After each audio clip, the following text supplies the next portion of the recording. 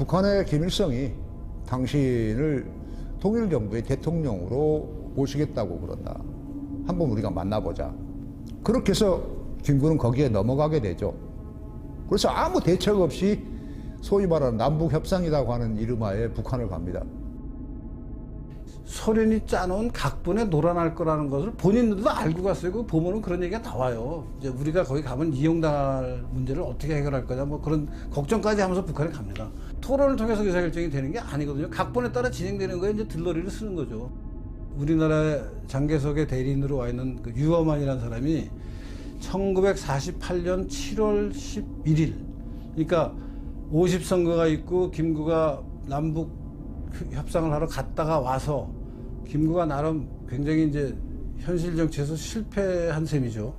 의기소침해 있을 때 격려차 또 조언차 경교장을 방문한 기록이 있습니다.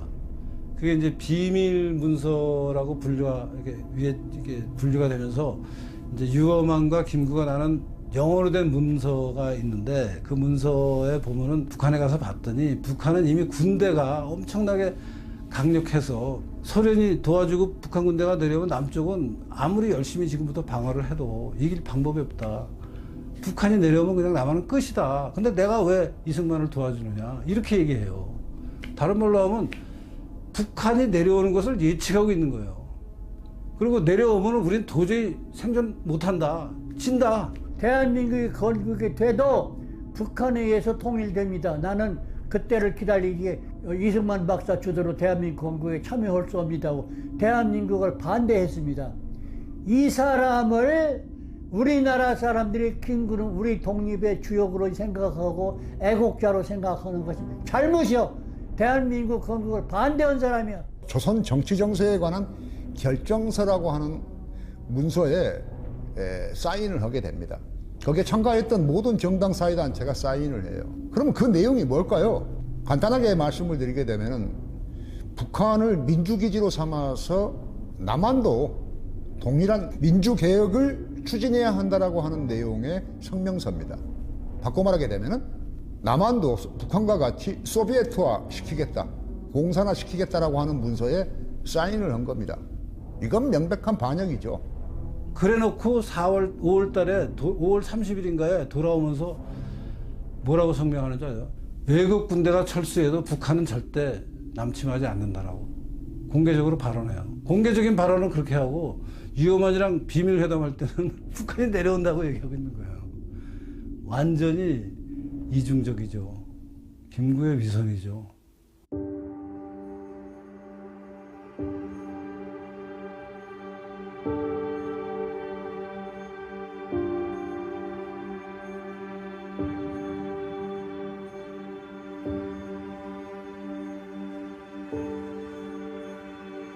I think if South Korea wants to have a really honest reckoning with its own history and a really good evaluation of its own leaders, one of the most important things is documents and archival sources. If you're going to try to engage in objective analysis, part of the effort to do this needs to be to find and recover. So there really needs to be an effort to improve access to historical documents, really quality material from the 1950s, and I think that's something that's still needed.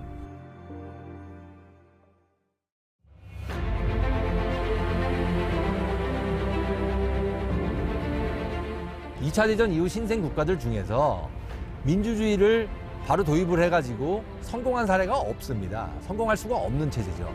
민주주의가 되려면 기본적으로 준비 과정이 필요합니다. 사람들이 교육을 받아야 되고, 그리고 또 그 민주주의가 실현될 수 있기 위한 사회적, 경제적, 정치적 제도가 완비가 돼야 됩니다. 그게 없는 상태에서 그냥 민주화 절대로 그럴 수가 없죠.